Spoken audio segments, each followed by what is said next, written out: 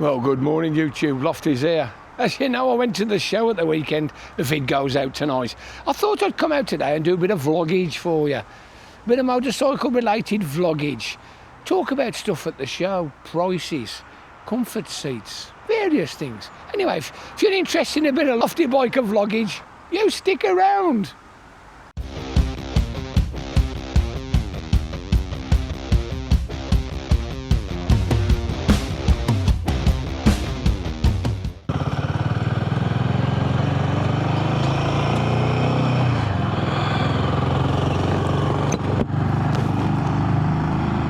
Good morning YouTube, Lofty's here, Lofty's back. I hope you're all well. The observant ones amongst you will notice that the blade has gone off the top of the windscreen. It didn't really do enough. I'm not sure whether I need a barn door or no screen at all, but for the moment we're just on the stock screen, so there you go. Anyway, bit of vloggage, bit of a chat. Did any of you go to the show? NEC, Motorcycle Live. I went, I put a video out. It actually goes out this evening. Well, you'll be watching this probably on Thursday or Friday. So Monday night the vloggage went out of the show. So just a couple of things. £35 to get in if you paid on the door. And £18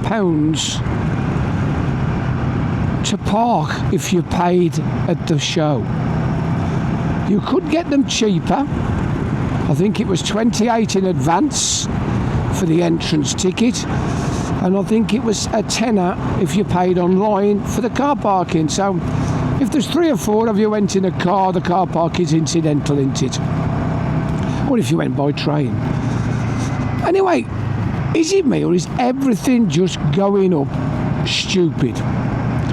£40,000 Ducatis, £30,000 BMWs, £20,000 Triumphs. It's just like, is there any end to this? Anyway, so as you know, some of these smaller bikes have captured the imagination of you and me. I've been out on this bike now 3 times, this little Hemi. I've only put 1 tank of fuel in. Well, normally when I go out on my Honda, it's a tank of time. So straight away it's coming back. So I want to talk about value. So when I went to the show, my main objective was to look out for bikes which I thought were good value. So where shall we start? Honda. The CB1000 Hornet, we all know, is terrific value. Well, this year they brought out the F and the SE, which are like a retro style from the 80s. They look absolutely fabulous. They're coming in at £10,600. Now I know 10 grand's a lot of money, but it's still half the price of a BM. They had a bit of a shocker. Well, I never expected it. They announced it from Aoocci, the GT, CB1000 GT.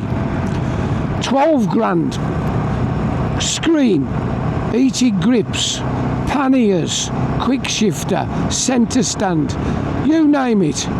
12 grand, the cheapest sports tourer on the market by a long way. Now that's got to rattle a few cages because that is terrific value. I was impressed. So next, Suzuki. We weren't expecting anything from Suzuki. They're the long lost cousins when it comes to developing motorbikes. Well, they brought out a new bike. Well, it's not strictly a new bike. It's a brand new bike with an old engine. So when they announced the SV650 was gone, we all thought, well, that's it. The SV650 is gone. So lo and behold, they bring out this bike called the SV7 NX. We all know they've got the big NX, which is quite pricey, nothing like the new Hornets.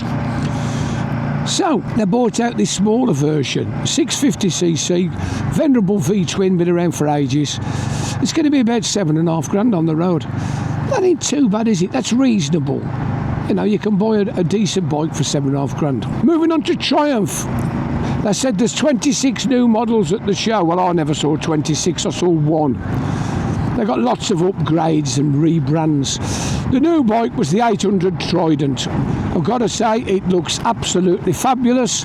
Don't really think it suits a big boy. A little bit dearer than the Suzuki. It's coming in at 9,200. Well, 9,200 for an 800cc bike is not bad going, is it? It's okay. I'm quite impressed with that. BMW actually brought in a bike we can all afford.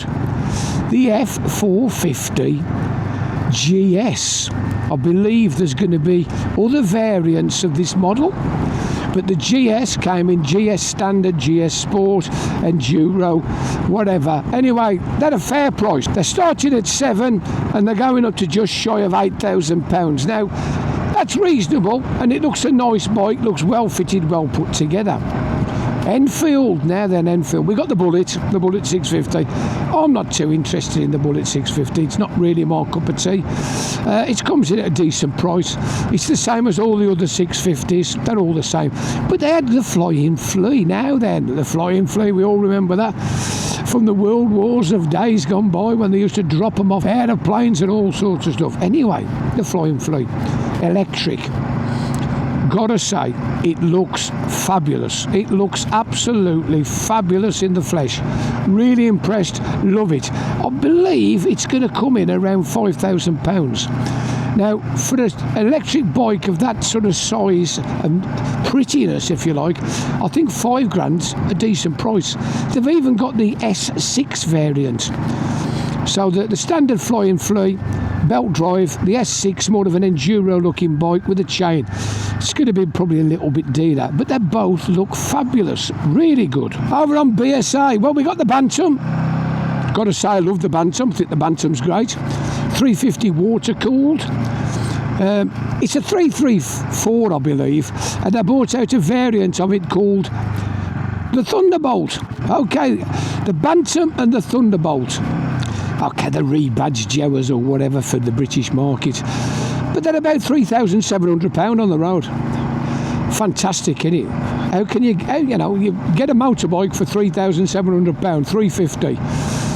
Fantastic, really pleased. Over on Team Green, the Kawasaki. Okay, they've rebadged the 1100s. They've tarted up the S9, looks great. They've even got an RS400. I didn't see that at the show, but I know it was at Aoocci. It looked great. So what the one was waiting for was the KLE. They've actually re-brought out the KLE with a more modern engine. It's the one from the Eliminator, I believe. 500cc, parallel twin.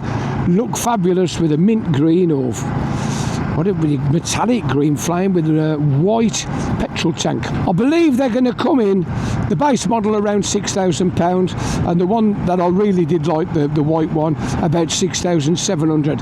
So once again we're getting a bit of value for money motorcycling. So there you go, there you have it. I've just touched on some of the bikes that took my imagination at the show, and I thought, apart from the £12,000 for the extremely good value CB1000 GT, they're all cheaper bikes, good value bikes you can get on and ride and have a bit of fun. Anyway, so my next bone of contention. What is all this nonsense about comfort seats?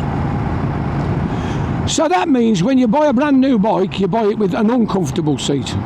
Does that make sense? Oh yeah, you can buy that bike, standard, £9,750, but you can buy a comfort seat for an extra £250. Well, if the comfort seat is that good, why don't they make it with the comfort seat? Now, I just can't understand, this does my head. Yeah, comfort seats, my brain just goes round and round. Why make a motorbike with an uncomfortable seat? The first thing most people do is they go out and buy the comfort seat. It's taking a mickey, ain't it?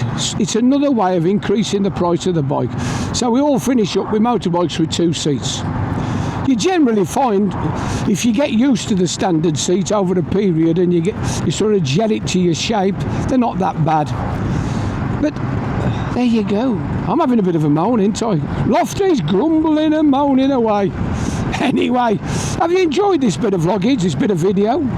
I hope you have. If you have, click on that little like, subscribe, ring the bell, Ask me a question I'm only too pleased to answer. Long live little cheaper motorbikes. We've had enough of paying too much money, haven't we?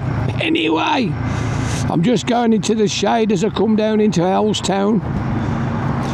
This is the Lofty Biker saying ta-ra for now. Ta-ra.